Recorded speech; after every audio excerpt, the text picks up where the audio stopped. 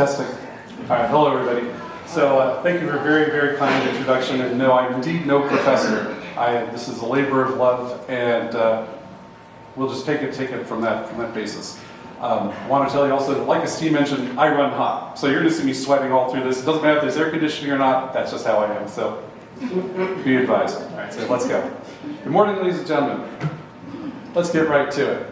I'm here to tell a story, or stories, or the best stories, about an extraordinary railroad which not only ran through Butte County, but that started from and existed because of Chico. It was built, privately financed, let's see, hopefully there we go, that's in rhythm, electric railway, powered entirely by hydroelectricity. It started in 1906 with big celebrations here and Oroville, later Gridley, Live Oak, Yuba City, and Marysville, down the line all the way to Sacramento, with branches to our Hamilton City, Woodland, Colusa, elsewhere. The plans were colossal. They were transformative. This is a picture of the network at its full maturity, and just to be clear, this part here would come later. This is the part we're going to be talking about. This doesn't even show the full scope of the plans. Those are pretty exciting. It wasn't just for our city or county, but the entire Sacramento Valley. It did compete with the big coal-powered rail companies. In its early days, it received some hard economic knocks, but it soldiered on. And it hit bankruptcy. It made it through that. It eventually became the mighty Sacramento Northern, our country's longest electric interurban main line. Some say the longest in the world. Still got to check that one out. It did run electric freight and gourmet dining car electric passenger service from Chico through Sacramento, first to the Oakland Mall, then direct into San Francisco at the end. The interurban age fading, the automobile age in force, long-distance passenger service finally ended on Halloween Day in 1941. Local Chico trolley service lasted through 1947. Electric freight ended in 1965. Oops, we're kind of getting ahead of ourselves, aren't we? Sorry about that. With this, I am a neophyte. Oh. Sorry, I'm in trouble here. Is anyone a PowerPoint guru? Okay, it seems like it's still, okay, there we go. Thanks. Hopefully that will be the last of it. All right. So that has to do with the bankruptcy. That's a bridge that they went and built right around the time they were going bankrupt. They were just continuing on with the plan. Okay? So local trolley service here in Chico lasted through 1947. Electric freight service ended in 1965. Yeah, I can't hear you back here. Oh, I'm sorry. Thank you. Hi. There we go. Now we're caught up. The electric supply and later the tracks were taken up, and it all fell quiet. Or so we thought. We'll save that for later. So here we are at the Chico History Museum, and thank you Dave and Debbie and Flory for having me. But The mic for the, no, I didn't put on the portable. okay, it's for the camera and for recording. Oh really? I didn't know that. Okay, never mind, I'll find it. It's here. Here. Uh-huh. You're seeing it live as it happens. This is just what we do, you know. Sure. Kind of efficient. Wherever you want to put this in your pocket, just great. I'm sorry, forgive me. Okay. So anyway, thank you for having me. So history's all around us, and that word history comes from Proto-Indo-European "vittor," to see, to know. In the later ancient Greek, it's tied to idea and vision in the sense of something visionary. History. So for the sense of it we're seeking today, let's visit Europe at the time our railroad was running, to the writing room of D.H. Lawrence, the British author. One of his characters feels on the outside of history. They're bored. Until one day, unaccountably, they feel the blood beating in the arteries of a long dead person. the divide of time is a bit bridged.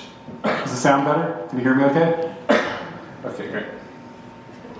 So there will be a later day to tell all about the system's use of the uncovered,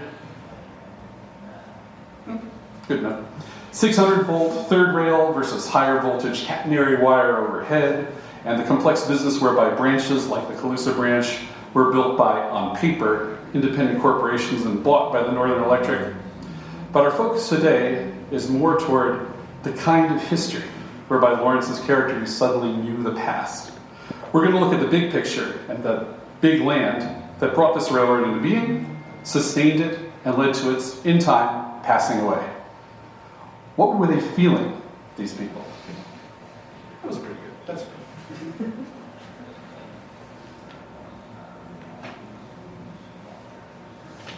Who were they? What were their thoughts? We should get to know, again, the people involved. The planners, the employees, the riders, the bankruptcy administrator, one of my personal heroes, and others. No, what really? What they wanted to do, the stories at the centers of their times, and what remains of all they did. As to me and why I stand up in front of you, I have to confess that Chico and Thermalito, let's see what comes up today. Yeah, that's exciting. It's going to be a little bit postmodern. You know, the talk and the images are going to be a little bit disconnected.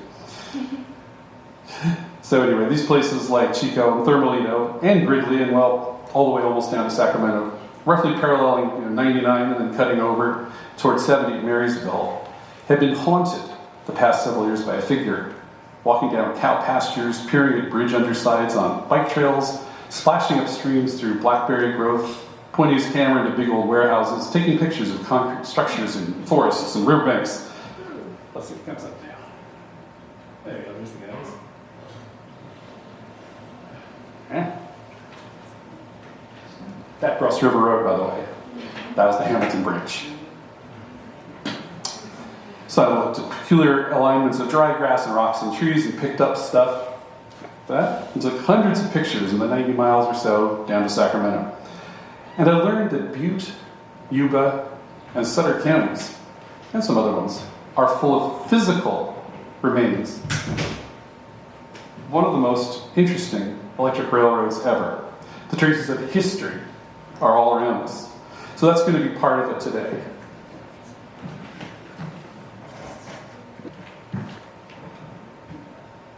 This is a bond from the Northern Electric Railway Company. Actual original one, and this will play an important part of the story.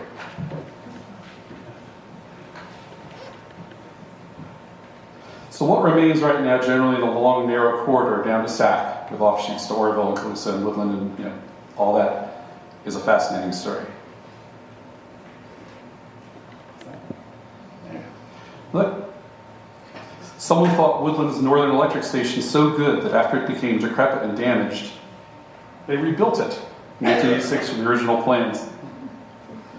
It was by mentioning the many physical remnants that first piqued Dave's interest, and together we set the overall direction of the telling of this particular part of Chico and Butte County and Northern California history.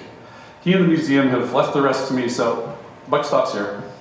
So one postscript, Dave, where I couldn't have known when we first talked, was that the Northern Electric story taking a fascinating turn toward life again in the next few years. We'll talk about that too. With all that said, before we get to Diamond Match and the old Butte County Railroad, our story begins 20 million years ago. Extensive volcanic activity, right, lays the literal foundation of our valley and the Sierra Nevadas. About 10 million years ago, our geological plate thinned out kind of by bottom heating, by pre-existing plates, begins to tilt down in the west and up in the east. Okay? The Sierras rear up thousands of feet into cooler, thinner air. 2.5 million years ago, glaciers push down and excavate our beloved valleys. And so the setup is complete. Moist sea air comes in past the coastal range, too short to intercept it, and passes high over the valley. It hits the slopes of the Sierra Nevada and Cascade Ranges east of the foothills, deposits enormous amounts of snow and torrential rains. Water runs down, and in the foothills, almost the peaks, quietly grow vast forests in the almost perfect conditions. There's some forests. So there's the setting. Now for the parents, somewhat literally. A match company, and an electric company. In 1902, Diamond Match built its Sterling City lumber mill, fed by logging railroads, snaking all around the hills.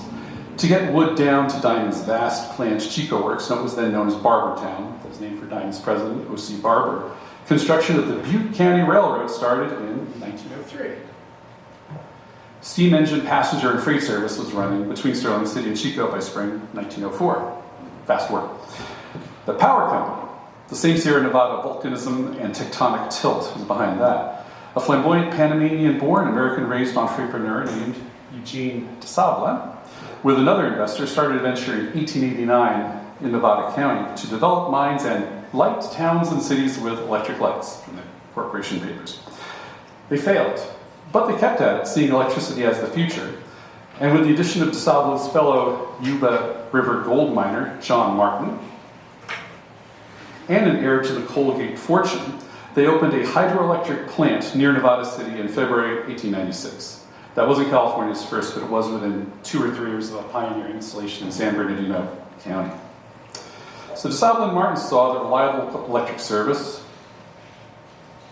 there's this dam there in their house, required networks.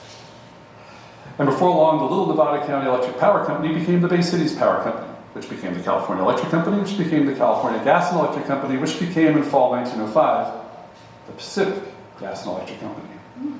I will abstain from present-day comment. No PG employees intended to offend here. With this and all around it, some of the world's richest farmland in the alluvial plains of our Sacramento Valley, the Diamond Match factory went to a well-known several decades career in the setting of a somewhat utopian corporate town. Diamond Match not only had a large tract with ahead of its time social facilities for workers, they built workers' houses in Chico. To get employees between factory, home, and downtown, they built a street trolley, which opened on New Year's Day 1905 and was powered and operated from the Diamond property. We might mention that one of the investors in the Chico Electric Railway was Eugene DeSable. Sometime between that New Year's and a late spring day that year in a mansion in Piedmont in the Oakland Hills, a man had an idea. And this is the first of the striking personalities that we'll meet. Henry Augustus Butters. He was born in 1850 on the East Coast. He came to California as a young teen. He had early jobs in publishing and life insurance. Then in 1878, he went to the booming silver town of Leadville, Colorado. With its needs for lighting, venting, water pumping, and the ever-present moving heavy loads out of the earth and on their way to smelters, which quickly became electric too, there was a natural connection between mining, electricity, and railroads the world over. Butters' success in Colorado was such that by 1890, he was working alongside Cecil Rhodes, British mining entrepreneur, founder of Rhodesia, railway visionary, and Butters built the first electric streetcar system. Let's take a look at Cecil. First electric streetcar system in Cape Town, South Africa. That done, his mature life course was set. He was wealthy, he was living in fine houses and hotels. That's one of the ones he actually stayed at. He got kidnapped in South Africa for a very heavy ransom. And in the 1890s, he built the inaugural electric tramways in cities in Switzerland, Portugal, England, Chile, and I've completed the circle toward home. He bought for $12 million back then the Mexico City electric tram system.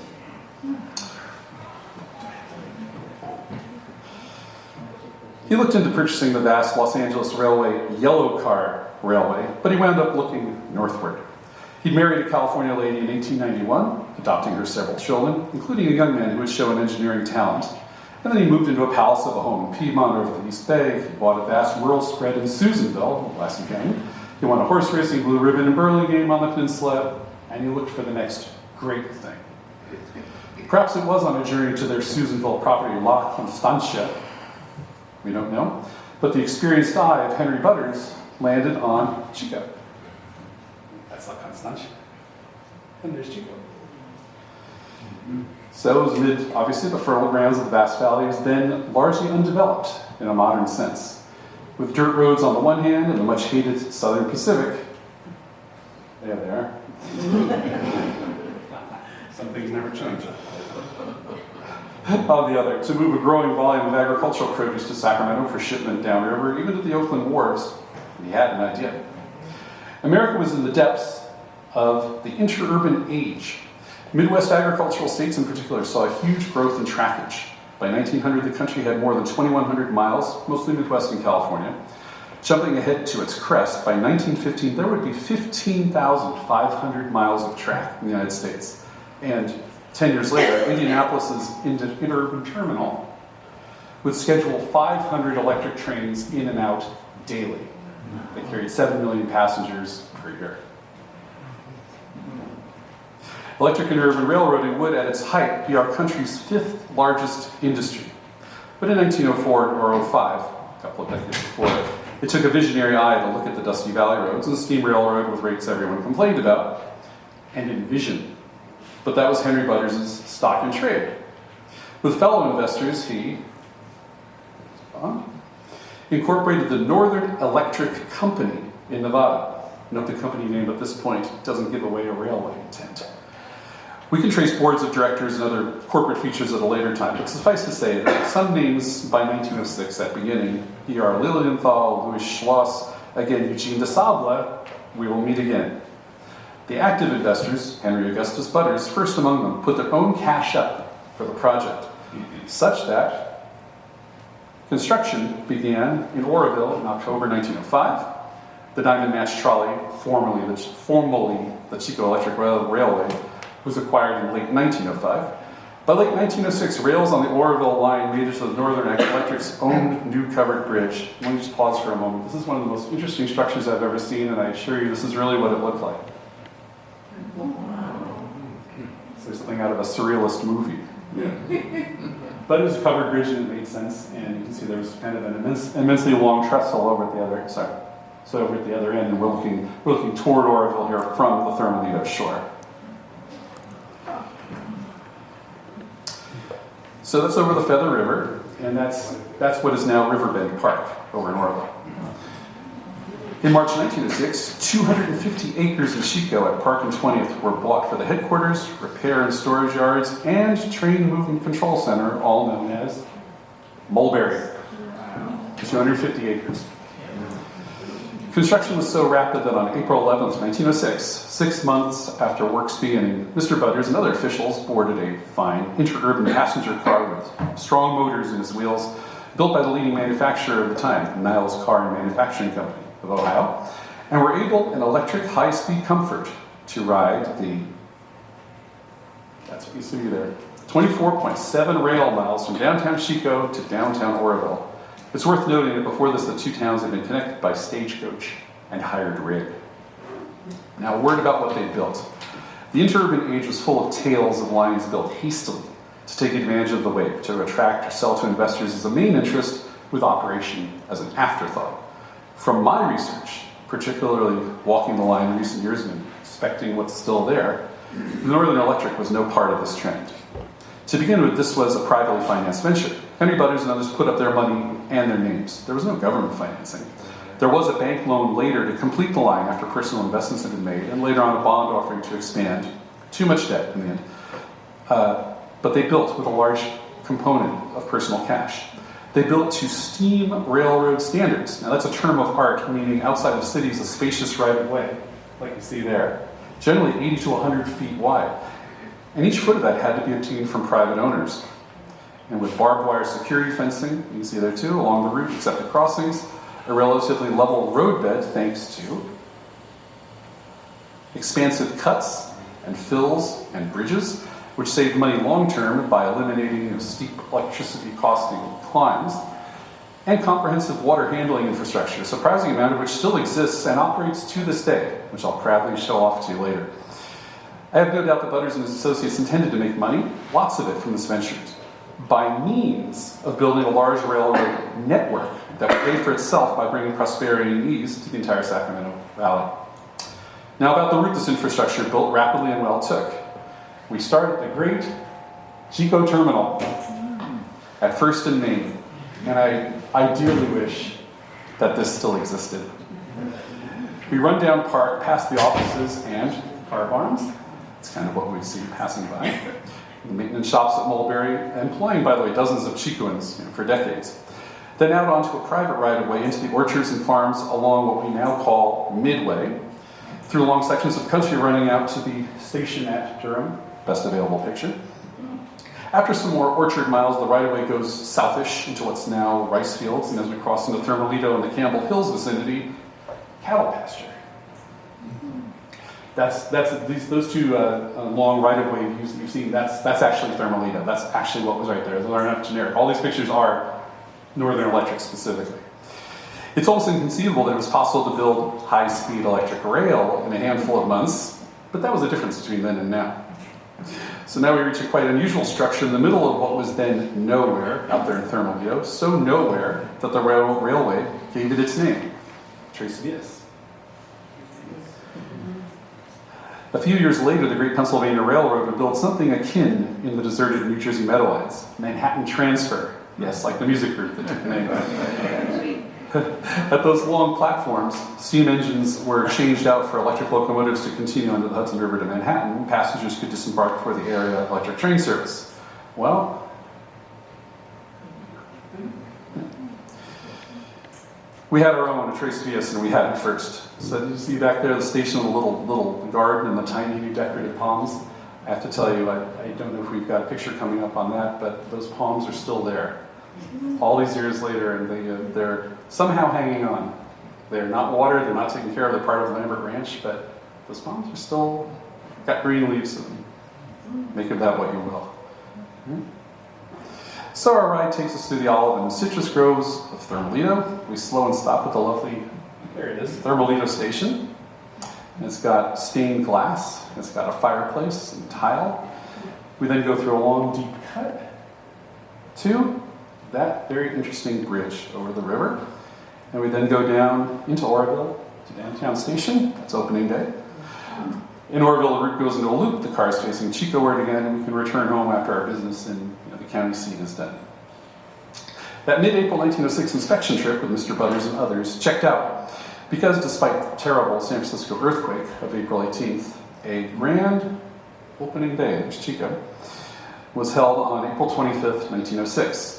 So let's take a moment. Chico and Oroville, again, the seat for jury service and business with the county, and shortly a stop on the Western Pacific's Great Feather River project, had previously been reachable by stagecoach, hired rig, your horse, or your own feet. Suddenly, we're on steel rails on a well-graded, largely level route in cars capable of going 60 miles an hour on those rural flats you just saw.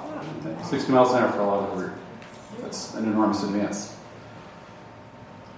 There it is. Henry Butters was typically all in, and shortly the Chico Weekly Enterprise noted that the worldly empire builder had bought an expansive home, Los Nogales, in Chico, just outside of city limits. He didn't give up his Piedmont house, but he bought one here too. And there's very little about this property, it bears further research. But by that year, he was entertaining investors and others in Chico, having Bay Area people right and left come up, including PG&E's John Martin. And for his part, also, Butters' adopted son, J. Paulding Edwards, who'd become the railroad's electrical and mechanical engineer in fall 1911, bought one of the villa lots along Big Chico Creek from the Annie E.K. Bidwell Land Company. Edwards would, for years after, list Los Nogales and Chico, whatever it was, as one of his 2 home addresses in a Bay Area high society contacts book. So, cars began to fly between Chico and Oroville. That's as best as we can figure out Oroville. There may be an opening day. On rails and ties and ballast and embankments and cuts and fills and bridges, all built to steam standards, powered by hydroelectricity from our hills. At Tres Vías, though, I'll see that again. There had been from the beginning a switch at the end after the Oroville line. That's that one. Oroville's that way. Here's the main line. That's kind of an ugly picture. Here's the main line coming down, and you're just going to continue south there, and you just, at that point, stopped. Continued the main line's great southward run past the Campbell Hills and down this third way. A great deal of work began between Tres Vías and Sacramento, such that on July 20th, 1907, the first car from the capital arrived in Marysville. As electrical supply was still being put in, a steam locomotive did the honors. So the Northern Electric, in a theme we will see again, became a hybrid electric and steam passenger railroad.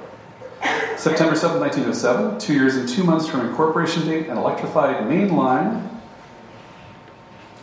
Railroad, built to high standards, powered entirely by purchased Sierra Nevada dam juice. From Chico to Sacramento was celebrated as complete. But even this, 90.5 miles of mainline rail, wasn't the end for Chico. In late October of that year, we'll see this bridge again, a first branch of 11.25 miles opened with service from Chico to J.B. Hamilton's sugar beet factory, then north to the popular Shotover Inn in the company town of Hamilton. That River Road bridge, built on pontoons, was where the line crossed the Sacramento River. See our guys there? So not only was Chico the northern terminus of a substantial line with a beautiful station, not only did we have a huge rail yard, maintenance shops, headquarters, Chico has an almost totally forgotten history that we built locomotives. With the Northern Electric, we have an unappreciated career as a place of the heaviest industry, including one of the most interesting electric units I've ever known. I've known a few. To open these doors, we have to meet a person worthy of the line in cars and engines that he built, Henry Butters' adoptive son, J. Paulding Edwards. J was Joseph, but he went by the initial. He studied engineering at the University of California, and his employment by the railroad was no family favorite. After college, he served an apprenticeship with the apparently mandatory stint in mining. It certainly demands competence and realism. And afterward joined his dad in Mexico City, doing complex electrical work on the tramway venture. By the time it was time for the Northern Electric, he'd had the experience and, from all we can see, the drive. The newspaper would later say that Edwards best liked speed, speed, and speed. As a future fellow of the American Institute of Electrical Engineers, he had the technical ability to make speed efficient and safe. To him was handed the enormous assignment of designing, which of course also meant overseeing design and execution, locomotive building.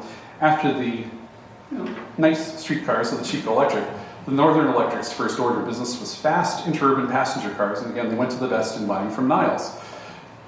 There's a little Niles propaganda. We must understand that each car had electric motors at each axle and could be operated independently. Current was drawn from a supply in the right-of-way, trolley wire, up top in towns and cities for safety, and then in rural areas from a wide exposed third rail, every third wooden tie long, and it was energized at 600 volts and heavy amperage.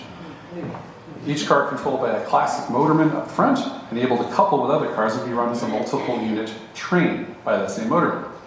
So after making Niles richer, J. Paulding Edwards and the electrical and mechanical departments in Chico decided to do it themselves. They home-built motorized cars, inspired, shall we say, by the top-notch products that Niles had provided. There's our guys. That's actually what they're doing. They're building a, shall we say, reverse engineered copy with improvements of the Niles car there. It's being built in Chico. They were, by the way, really beautiful. They had fine woods, all kinds of different woods, not all of them just from Diamond Match, and stained glass and the works. And they kept going from 1906 to the late 1930s. Again, very well made.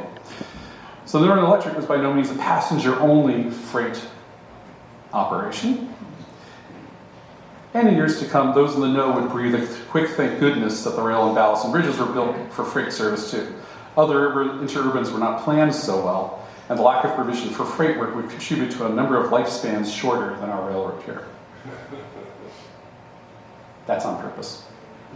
We now come to something that I want Chico to own in its historical memory and never let go, because it is as forgotten as it is intriguing to the rail fan as it is to their and our credit. It's really one of the main reasons I had for coming to you today. So I want to present the Northern Electric's fully Chico-built, one-of-a-kind electric locomotive, the 1010, known by the guys who built it and ran it as the Beast. It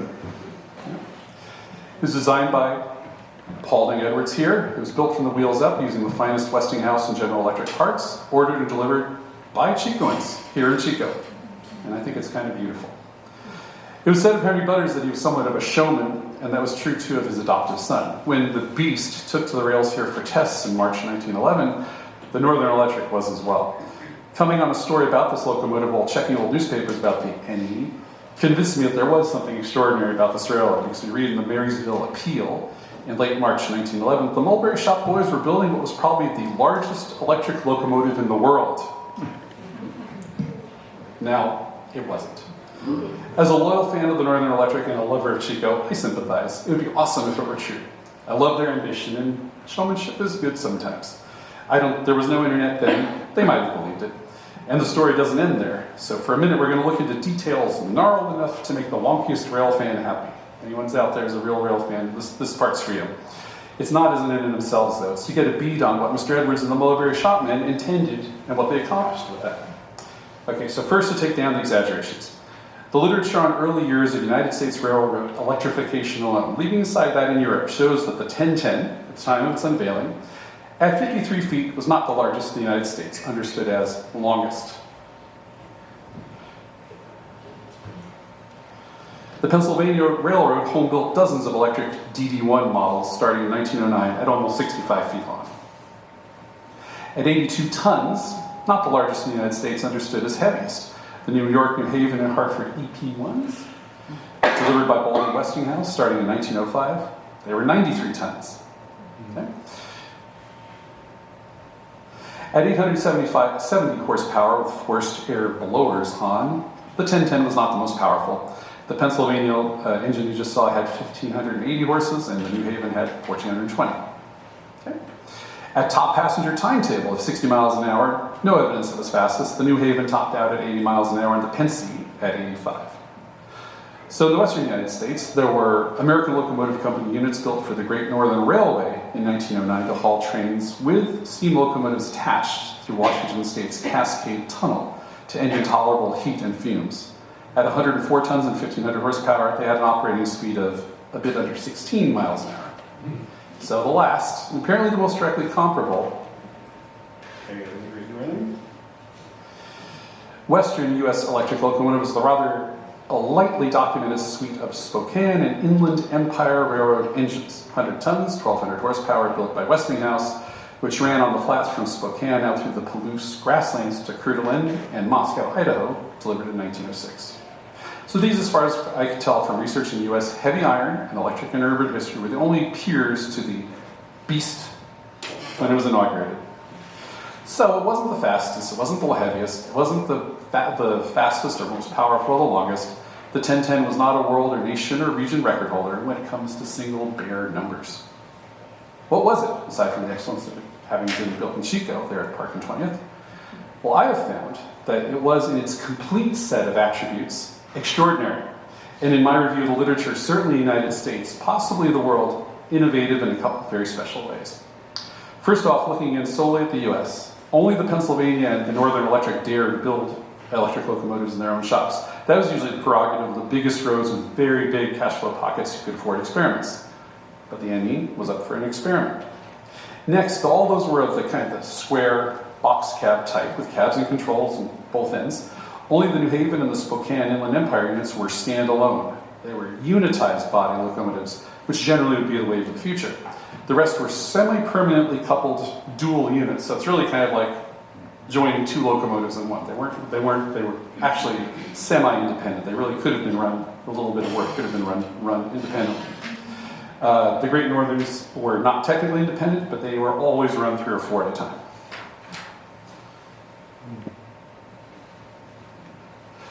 One place the 1010 is unique among all these is that it was, again, a hybrid. That theme again. The 1010 was designed from the beginning with a remarkable feature. 2 run modes under motorman control. Freight mode, where starting and pulling effort is maximized and high speed's not the interest. And passenger mode, which is the inverse, not powerful starting effort, but high speed. By the way, it's not known what the NE's plans were for a fast passenger locomotive, since most of their cars were motorized. Maybe they foresaw truly long-distance passenger service eventually. Anyway, it also occasioned industry comment that some of the electrical controls had kind of a newfangled quality. They were push button. Yeah. The 1010 was unique in another way. And we got to be cautious because detailed plans and interior photos of the locomotives themselves were not always preserved, and unfortunately, the 1010 did not survive. But the number comparisons are unfair because the 1010 was not only a locomotive. The theme of experimental hybridism continues.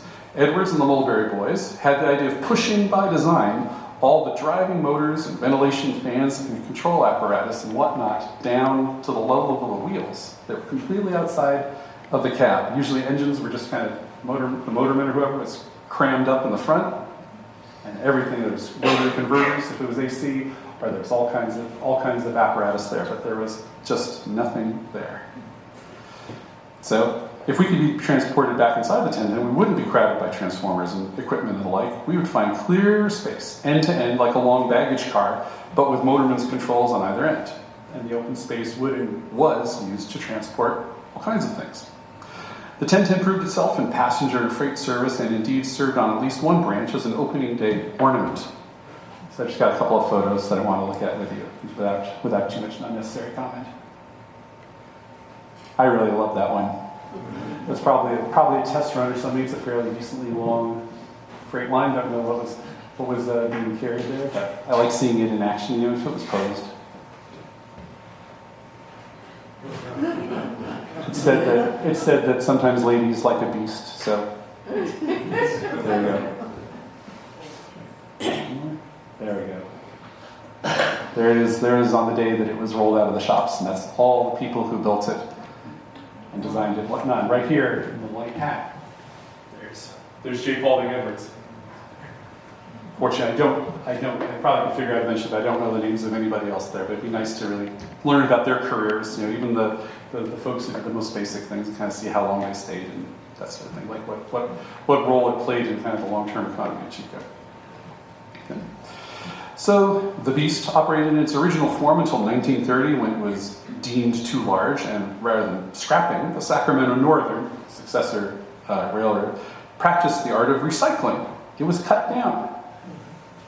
Is that it? Oops. No, wrong. Okay, here we go. That's better. It was cut to a 38-foot freight engine with express passenger function, retired, and it served until 1954. 43 years in service, continuous. It was scrapped, and there's nothing left but plans and pictures and maybe some memories. But this is Chico's freshest, oldest claim to fame. Let's see what else we got. I will continue the research on the 1010, and we're helped here by engineer Edwards. He wrote a very thorough technical paper on the 1010 for the Electric Railway Journal. It contains specifications good enough to rebuild by, if we so choose ever. So if any Henry Butters are out there looking for a tax deduction, talk to me afterwards. More seriously, we learn a lot about Edwards and the Northern Electric from his paper, and I will be reprinting it and giving a copy to the museum. But let me highlight just one point that I just savor.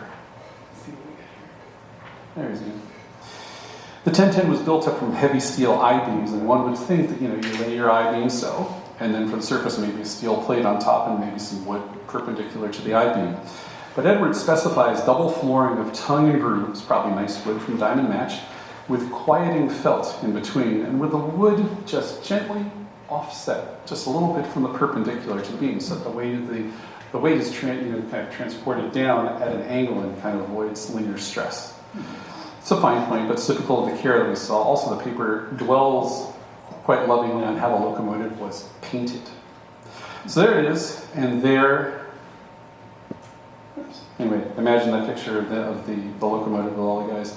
There they are on graduation day. The company had a number of other electric locomotives, of course, and some bought ready-made. Some also built in Chico, including a baby sister of the 1010. By comparison, really a tiny. It was 37 feet long, but the 1010 was the star, like its builder. So there's a long 1910 engineering profile of the line for the Journal of Electricity, Power, and Gas, and Edwards doubtless assisted. And they noted the use of portable, movable on the rails substations. Those were used before. They weren't invented here, but they were cutting edge and typical of the line's problem-solving flexibility. A 1907 industry publication held that these movable substations were at the highest voltage of any in the world, 60,000 volts AC. And those two were Chico built. So Mr. Edwards remained with the Northern Electric for a decade, and with bankruptcy came the necessary house cleaning. He was retained as consulting engineer for a while and would be in the newspapers starting the next few years building race cars, then motorboat races, and one of his held the world speed record at 45 miles an hour back then. Then there were hydroplanes that he designed and built. His tie to Chico endured. Not only did he keep living here years after Henry Butters' sudden death at the age of 58 in 1908, and not only did he buy one of the Bidwell lots on Big Chicker Creek, he purchased the 600-acre-plus Rowe Ranch near Honeycutt, and with other Northern Electric officials started a firm to sell Thermalito, olive, and citrus properties. Okay? These men believed in the area and what they were doing, and they put their money, so to speak, where their work was. It's time to move on, but there's more I want to say about Mr. Edwards. Carefully. We who look into history see the rise and fall, and sometimes rise again, of ventures and ideas and lives. I wish I could tell you that he lived a joyful life and went on to ever higher achievements to the end. I can't. Let the agonies of the past abide for now. Our present age is hooked on the quick stimulus. So let me just say that after the Northern Electric, something progressively went off for him. Whether it was the Rose's eventual bankruptcy about 6 years after his dad died, with his mom dying less than 8 months later. After the railroad, news reports of new business plans with a bright, spectacular quality. Then a little after, until the next one. He came up with great ideas, and sometimes they hit. He offered 152 3- and 4-seater electric carts for visitors to the 1915 San Francisco Panama Pacific International Exposition. He made a fortune quickly. He leaped on the possibilities of aviation, building planes and establishing San Carlos's airfield on the peninsula. He urgently maintained that flyers had to be trained because the future war would be in the air. Visionary. In his success, he promoted the oceanside amusement pavilions of Seal Beach down in Orange County. But apart from this last, nothing took hold. A few years later, newspaper story told of a man who came into one town, I think it was in Colorado, and he was elected president of the Chamber of Commerce almost immediately on force of personality and charisma alone. And their adventures started. The misunderstandings that bills had to be paid before he did something with the receipts. Now I say all this only because there's a poignant confirmation of how much Chico and the Northern Electric had meant to him. Just have to say, in my non-professional judgment, he had an untreated progressive mental illness, probably in the manic neighborhood. And in reading through more than 800 newspaper accounts of him, I don't see that he was bad or trying to be bad. I think that inside him, he was still a man of great ability and ambition, but he couldn't fully contact the outside world to make his visions real.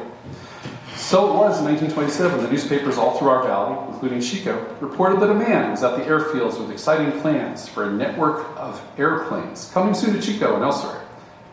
Nothing came of it. It was only a vision, but it was a good vision. And it has rather a familiar ring, a high-speed transport network from Los Angeles to Redding to benefit Chico and the valley entire. In the vast confusion, he didn't forget us. So it's time to say goodbye. He went on dreaming great dreams and, admittedly, causing no little chaos until the mid-1930s or so. I hope he found some peace and some care. He died quietly in 1941. The Northern Electric would go through its time of trouble, too, before it transformed and found its way. And our companion through this clutch of stories is a third unsung hero. Along this way, we'll say hello again to Henry Butters and then goodbye. The interurban age saw astonishing growth until about 1916, but the financial returns were not impressive. There was one systemic issue all over. Overblown revenue estimates and overblown revenue estimates and lowball expense estimates. Basic business problem. Almost no interurban was immune. It wasn't just the Northern Electric, it was really all of them. It was a new field. Its benefits were obvious and dramatic, as with hitting 60 miles an hour getting out to Oroville, but maintenance was always more than had been projected in the palmy planning days. Look at that. There's some real damage. It's the rails. Oh, going into nothing.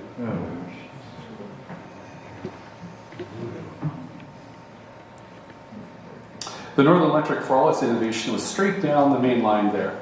Our blessed and blessing alluvial plains made a great deal of water down from the mountains and hills, less controlled than now. And the railroad had a horrifying number of washouts starting early on, even before the line to Sacramento was finished. Service was interrupted far too often, and infrastructure sometimes had to be rebuilt from scratch, at times from the roadway on up, not accepting bridges. And there were also two negative contingencies at the start, the earthquake of '06 and the national panic of 1907. The quake threw West Coast capital flows into disarray with heavy losses, contraction of bank risk-taking and all, and the panic of 1907 from an unsuccessful attempt in New York to corner the market in F. Augustus Heinz's Montana-based United Copper, which led to further disarray and market pullbacks. The Northern Electric had been an integrated plan. The ultimate aim had been to provide electric passenger and freight service networking the valley. There was to have been the Eastern Main Line going through Chico, and a second main line at the western edge of the valley, and east-west branches connecting them like ladder roads. There were to be branches going east to Susanville and northward the line was due up to Red Bluff, via Red Bluff up to Reading, and westward to build, most importantly, down to the bay to company wharves at Vallejo. This would have enabled the Northern Electric to compete with any of the big railroads and possible interurban upstarts too. Nothing got done north of Chico. The Western Main Line stumbled getting started. Branches off the main line were built. That's Vallejo. First train out of Calusa. And all that happened, the Calusa, the Woodland, they operated, some profitably, others not so much. I have to add that Jay Paulding's 1927 vision of the airlines exactly transposed the Northern Electric plan. He just made it into airplanes. So Butters and Edwards and the others, they aimed big. They tried. But they began the race with 3 hammer blows in succession. The full picture was not executed, and the cash flow and economies of scale didn't materialize. It was a magnificent plan. Had it succeeded, if we could have gotten to Vallejo and Reading and done the Western Main Line and the ladders and all of that, the history of the valley and perhaps California transport would have been greatly different. After the 1907 panic, we meet Henry Butters again, going all in, this time to save the system. So much so that he wanted to put his family's entire fortune into it, including property he had deeded to Mrs. Butters as her sole and separate. So much so that his wife, her husband's equal in willpower, put her foot down, causing an estrangement that was heartbreaking to them both. The crisis of the Northern Electric weighed heavily on Henry Butters. He thought of it and did little else but try to save his vision. And when he died in 1908, he was still estranged from his wife and all consumed. His brother would write years later that he had given his life to the Northern Electric. His vision lasted, and men and families involved at the beginning, E.R. Lilienthal, Louis Schloss, Eugene de Salva, and his family, perhaps most of all, contributed large amounts of personal cash. They continued to press on, branches got done, but before long, the stumbled Vallejo connection was out of date because the Oakland, Antioch, and Eastern, a new interurban from the bay up. Let's see what we get here. Pretty. Yeah. With a very steep grade going into the Oakland Hills, and finally a 3,700-foot tunnel right through the Oakland Hills and then to Sacramento, came first and beat their action. It was too much. Maintenance on the Northern Electric began to fail. This, by the way, is the Chico Electric wreck. I couldn't find one on the northern, so sorry, Chico Electric. Competitors noticed that the Northern Electric was messing up. Disorganization delays set in. Whether Henry Butters, with his resources, internal and external, could have stopped it, we don't know. But the Northern Electric was on its knees and about to go down. In October 1914, one of the major creditors, the company from whom the NE had bought Signal, asked that a bankruptcy receiver be appointed. And mercifully and inevitably it was done. Reports are written analyzing the condition and worth of the system, both of which matters do not make pleasant reading. Trains continued running, schedules were published in the newspapers, same as ever, but with years of deferred maintenance, the system was close to the physical point of no return. We come now to the bankruptcy administrator, John P. Coughlin. Here he is with his wife decades later. It's the only portrait of him I've been able to find. A PG&E attorney before, after, and during. Hard to believe. He split work for PG&E and the Northern Electric Administration. Afterwards, he was an executive and director at the utility giant, but first he had this thankless job. Listen to this. A railroad self-valued at $20 million. That turned out to be about 50% too high. With a payroll of 500 souls and a system-wide maintenance crisis, had less than $900 in the bank. And it was unable to pay anyone. In a sign that operational essentials were good, revenues were strong, but payments to bondholders insupportable.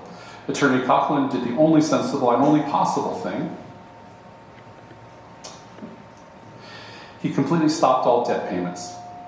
The coupons before 1914 and that bond are all gone. And after 1914, they're all still attached because they didn't get cashed in anymore. Coughlin devoted himself with full focus to putting the Northern Electric on a sound basis from the ground up. Freed from the payments of debt, which borrowing was admittedly necessary to try to go for the vision, cash flow alone was more than adequate to put the system back together again. Curiously, it was John Coughlin. I didn't know his name then. Not the spectacular Henry Butters or J. Paulding Edwards, but a blue blood, well-placed, somewhat self-effacing bohemian club guy and well-respected attorney who was my entree into the Northern Electric's deeper history. little personalia here. In the depths of COVID times, in a response to my family and I looked for things to do in the outdoors. Years before I'd heard that there had been an electric interurban out of Chico. I had no idea where it went to, but I was a rail fan from kidhood and had a long love of electric interurbans. I grew up near one, an old right-of-way, and I learned all about that. So my wife and I went around in 2009 to see the rails still in a road in Gridley, east of 99 in the orchards. On both sides, just orchards. There was no embankment, no right-of-way, nothing. There was no visible history, just rails, up here, and then orchards down there. It was haunting. It was a bit surreal. We moved away. We had kids. We moved back. That's a very Chico story. Come COVID times, remembering that haunting bit of rail with nothing beside, decided to trace the route of the old electric interurban line. And here's where we begin some pictures of the present remnants, because I started to see something curious. Early on, I and our eldest daughter, Annika, she was just 4 and she called herself an electric rail fan, found a series of intact bridge abutments. Out there, by the way, this is an angle that you'll see going across the field. If you look up property lines, this is that's not too easy to see. It kind of goes at this angle, like that. That's the old right-of-way. Okay, so it's on maps. So right in that area, actually, right here, west side of 99, we found a series of intact bridge abutments on the Gold Run Canal, just west of where the right-of-way crosses 99. There's Annika and there's the abutments. Yeah, out there in the field, water running all over it, some which was intact. This is infrastructure that's not been maintained for many, many decades, just with water and sun pouring at it, water going along its foundations constantly. It looked ready for business if you put the wooden bridge members atop. Later tracing the line, I found more, many more. I did not know the timeline then, so my story to myself was that the railroad had just succeeded, and with these dates that I started seeing on these bridges of 1915 and 1916 and 1917, I knew the line had been built in 05, so why the later dates? I figured the railroad had succeeded and just kind of replaced their starter bridges. Anyway, this started exploring the remnants and the tales together to find out what had been and what remains. See, there's one of those dates that you see behind me. Does that look familiar? Yeah. That's the remains of that very surreal bridge that went over the Feather River. Still there. So the extraordinary bridge from Oroville to Thermalito, those huge abutments are there and almost unchanged, and they're feet in the river to this day. The remnants and tales informed each other, not especially systematically, but on weekends, late afternoons, I began driving out, walking, talking to property owners, and usually getting permission. And it was parked in odd places and hiked into underbrush and all that. And I found that for a railroad with just brilliant plans, but a troubled beginning, squeezed by floodwaters and money troubles and the advent of cars and trucks and buses, it really was well built. The cuts and fills, even little bridges for cow passage. That one's from 1928 in Thermalito. In one case, a pile of wooden ties in Thermalito, probably dumped in the 1930s. Believe it or not, a Northern Electric warehouse or two, still in existence. We're in astonishingly good shape. Another warehouse there. We have Mr. Butters, Mr. Edwards, and Mr. Coughlin, and the hundreds of people who worked for the firm and the contractors who helped build it at the start, to thank. And in tribute to all those men, from Butters and Edwards to the shop wipers and ballast layers, I just want to show you, not in an endless stream, but a few random highlights from my explorings to return to our vision what remains right now and nearby of the railroad. That is still intact, and that's the Northern Electric Bridge between Marysville and Yuba City. It's now a walking trail that you can take, but I really love that it's got the Northern Electric, and it's got their logo there up top. I kind of think of it as a combination of a compass with the 4 directions and a 4-leaf clover. Nobody actually knows where they got it from. That's my hypothesis. That's the underside of that bridge built all those decades ago, and I'd say that it is strikingly modern to my eyes. I would not think that thing had been built decade ago. I don't have the exact date of construction, but it's quite possible this was the original construction. If so, that needs some engineering research, because that is way ahead of its time. There's one of our Any other numbers there? It got so that I found so many of these, I felt like I started to recognize that person's handwriting. The style, seriously, the house style became familiar. That's the underside of the Marysville Bridge. Still really, really quite beautiful shape.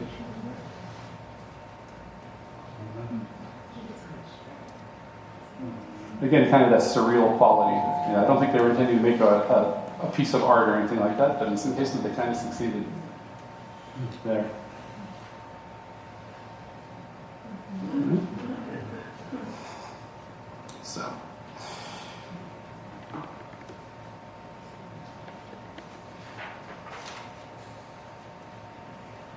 This is in Live Oak. They've got a walking trail, and they've paid honor to the Northern Electric there along the old right-of-way. There's a lot more of the success story to be told. You know, those bridge dates weren't from happy success, unfortunately, but they were from a man doing what had to be done superlatively. The solution to the bridge dates mystery was Mr. Conklin. And his sure hand. He built new concrete bridges, he repaired rails, creditors were prioritized, and in time handled. After several years of receivership and endless negotiating among all the different classes of creditors, the Northern Electric emerged from bankruptcy as the Sacramento Northern, on an Australian foundation, continued successfully. Cochran's decisions were so rational and so fair that at the end he was thanked by everyone in a bankruptcy proceeding, even the people who took significant losses. He was by acclamation the first person offered presidency of the new company, and he declined and returned discreetly as always to his career at PG&E. Henry Butters, J. Paulding Edwards, and John P. Coughlin, three intriguing men and three types of men, each with a role to play. So I would say that the Northern Electric and the Sacramento Northern succeeded. Sacramento Northern was bought by one of its esteemed competitors, the Western Pacific. It's a Feather River fame in 1922.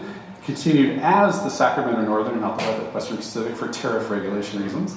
In 1928, the Oakland, Antioch, and Eastern, whose fast work had helped doom our line, was under its new name, bought by the Western Pacific also, and they were fused. The two former competitors became one, Sacramento Northern, and that record we're setting mainline trackage from Chico to Oakland, and finally, in these last few years, over the Bay Bridge into San Francisco directly. All right, now forward to 2023.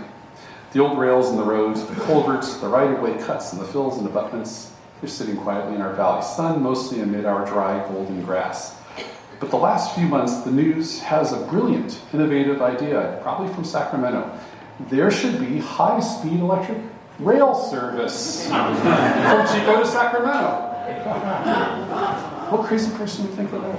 Anyway, I agree. The North Valley Rail Project proposes to electrify the existing Union Pacific line south from Chico. And that's the right choice. The Northern Electric's right-of-way isn't suitable for reconstruction, even if we're in the cards.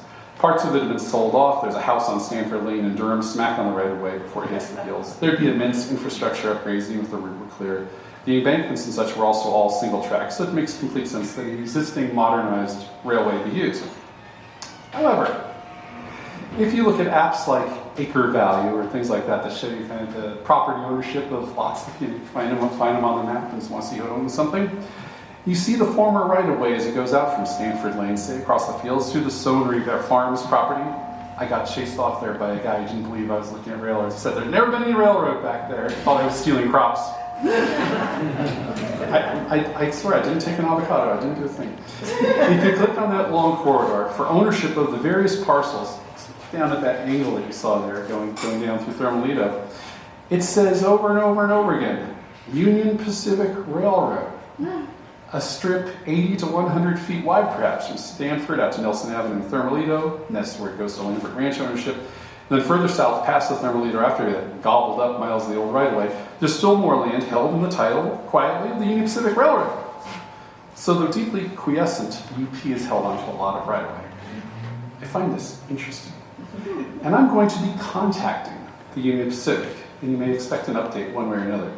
I mean to propose to the Union Pacific, just a proposal, that they donate for a write-off, or on very good terms, sell some of this right-of-way for a potential thing, employing the right-of-way and a reconstructed little ways of the main line of the Northern Electric. Maybe to Trace Lewis and back, if Lambert Ranchell has it. Who knows? It's strictly blue sky, but maybe you could Go further in decades future. Electric interurban railway. Wouldn't it be progressive to hail clean hydroelectric mass transit? Wouldn't it be conservative to honor those of the past who stayed the course? Would it be for all of us awesome? I'm not sure it can be, but as kind of in the Northern Electric spirit, I'm going to try, and maybe we'll see a beast or two along the lines once again. Not just some closing notes.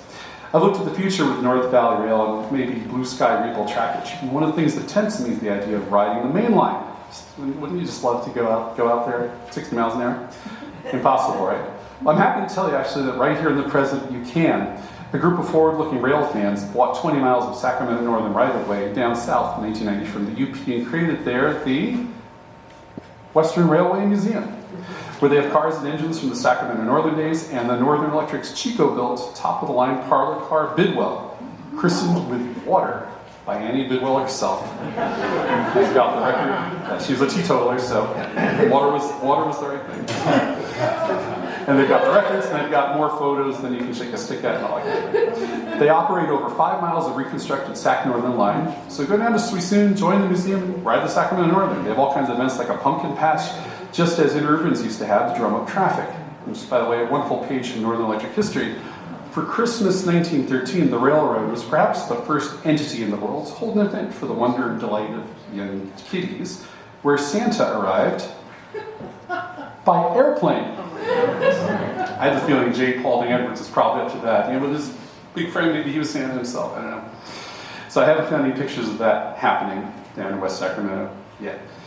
So anyway, also, some of you know on the site of the Mulberry Shops are not only businesses in some light industry, but a unique tribute to our railroad history in the form of Mulberry Station Pizza Brewery. It's set up as a tribute to the Chico Trolley, the Sacramento Northern, and the Northern Electric. The pizza's terrific. You can go up and sip their third rail ale and watch their tribute train set go along. They have the whole Chico set up there with the car barns and everything. You just ask them, they'll turn the train set on for you. They're bona fide fans. And I've asked them to reserve the place for April 25th, 2026, the 120th anniversary of the Chico Run, and they have enthusiastically agreed. So I want to tell particularly anyone who might now be bit a little bit by the Northern Electric bug, but such is the nature of this line that almost 120 years after incorporation has its very own active Facebook fan group. Sacramento Northern lives. They maybe decorously took out their actual title. It's got 2 exclamation marks at the end. They're very enthusiastic. 863 members, a number of devoted fans, actively posting to this day, trying to figure out some of the mysteries and share delights new and old. So if you like, join and participate. Okay, let's close up now. It's with the internet that I'm going to end. That's Chico, and that's one of my favorite pictures. There's just something very mysterious about that one. I am, as you might expect, a devoted member of that Facebook group, and have posted my photographs of discoveries down the line. One day after I'd shared photos of a bridge, one that has best endured that I found along the whole line. Its wooden members are intact, it looks ready for traffic, it dripped with creosote in the summer sun. An older gentleman wrote that he remembered going over that bridge as crew member on the light diesel freight service toward the end. A younger gentleman spoke up, saying his family owned property right by that bridge, and as a boy, he used to stand by there, and in the way of boys for several centuries of summers now, waved to the men on the train. After a brief further exchange, they realized that they used to see and wave to each other. And they went off privately to talk about the old days. The future, the present, the past, they are all around us. I've shown you some interesting aspects of the vision behind and the essence realized of the Northern Electric. Hail to you, you beautiful plan and exciting reality. There's no telling the future, but we haven't heard the last of you. Thank you, ladies and gentlemen. Questions now, and anyone interested in that, we can look at lots more pictures.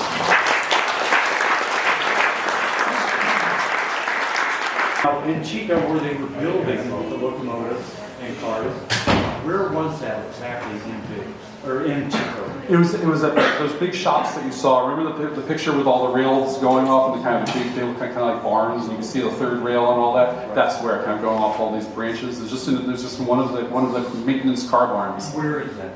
That's on Park and 20th. So it's right, have you ever been to Mulberry Station or driven past it? Yeah. There's a card place and things like that. Yeah. And there's actually, do you know there's also, going down Park a little bit, there's a substation. I don't know if you see, but there's there's an electrical substation that's kind of this kind of dumpy looking old sort of cream colored building. That is a remnant of the Northern Electric. That was one of their towers. Yeah. At that time, PG&E just, got it and converted it. Thank you. Sure. Anyone else? Yeah, so Hi. you said that the electric was hydro provided, how did they get it there? I mean, Actually by high tension lines. And there's sometimes, like it's kind of like about that railroad engine being the biggest in the world, there's sometimes a little bit of exaggeration. But some people were claiming that Chico and area were getting electricity at the highest voltages in the world. So I don't know about in the world, but probably pretty high voltage. So basically it would just be sent, electricity would be generated there, it would be stepped up for transmissions, the Nikola Tesla system. Probably at that point, 60,000 would have been a good voltage. Probably between 25 and 60,000 volts, and just brought down here for suburban distribution. so they, from like the Feather River down? Yes, there was Feather River. Yeah, there were, at first there were a bunch of small ones, and also because it was distributed at high voltage, you could go a long distance. You didn't have a lot of losses, unlike the third rail. That's a whole other thing we may talk about another day, but the Sacramento Northern's decision to use the third rail, and it was dangerous. There were some injuries and even fatalities. Thank you. Sir. It was pretty common back in that era for the railroads, interurbans, to provide school specials. They would bring kids from outlying areas to the schools. Did Chico Electric or Northern Electric do that? I'm not aware of any per se. I've never heard of it. They did that kind of thing. They sponsored trolley leagues and probably like all kinds of kid events. Go here and there in Sacramento Valley to pick flowers and stuff. But I've never heard of that particularly. That'd be interesting to learn. I'll look it up. Anyone else? When did freight service start, and what kind of traffic did they move when they started the line? Started in 1906. They had freight locomotives like basically right away. They assisted partly with the construction and all. And there's probably tonnage and trackage figures there. I don't know offhand. I know that it was fairly significant. There were some years, looking at the financials, there were some years when freight was more and passenger was less, and then reverse. The passenger was always pretty strong. It's another way the Northern Electric and Sac Northern were a little different. Like the passenger traffic never just dwindled down to nothing. It just eventually got to be not enough. But the freight did last longer. And then the Sacramento Northern kind of disappeared very slowly. It's kind of like branches were sort of chopped off in little bits, and eventually got funny and isolated, and it wasn't really a main line after a while. That kind of things, but very slow. Sir? My dad claimed that the Sacramento Northern would get you from Chico to San Francisco faster than Amtrak today. Is that not true? They were famous for being pretty much on the timetable, except when they were going through the really bad times. And you could get to especially when it was Sac Northern and running just direct, you could get there in about 5.5 hours, probably less, between 5 and 5.5. Yes. And none of the traffic delays. So when did they start? When did the bridge or the Carquinez get built and the ferry stopped being used? Well, that would be separate from the Transbay, right? But let's see, 1938. So there was just a brief window there. I mean, it's exciting to say San Francisco, and it's all true. And even San Francisco appeared on prior timetables, but that was all ferry service. You would stop at the Oakland Mole, get on a ferry, and then go. But that was made part of the timetable organically. Yeah, so it was just basically from 38 to 41. Brief. Is that it? Right. Any more? Ask now. Oh, I think we have one more. Yeah. Did they have a barge or some kind of way to get the train across the Bay Bridge to San Francisco itself? They ran rails on the underside of the Bay Bridge was initially designed to be all rail, no cars. There were 3 different systems using it, including the key system that networked the whole East Bay. So there was. Are you doing it from a memory? Do you have a memory of hearing about a barge or a ferry? No, it is a you're right about elsewhere on the line. Yeah. I did some research and it said you could actually go to San Francisco on a train and across the bay. It didn't have all the bridges that they do now. It would, as far as the Sacramento Northern and the railroads that I know about, it would have been a transfer just getting on. And just by the way, I've been handed some printouts. I've got a couple of printouts of articles by our friend Paul D. Edwards there on different things, including, and I've just been handed an article that they were able to print out for me on the Beast. So anybody's interested in the Beast, you can read about it here, and here's a big portrait of the Northern Electric, and there's other miscellaneous stuff over there too. Is that it? Thank you very much. Thanks for bearing with my unsure use of PowerPoint. Thank you.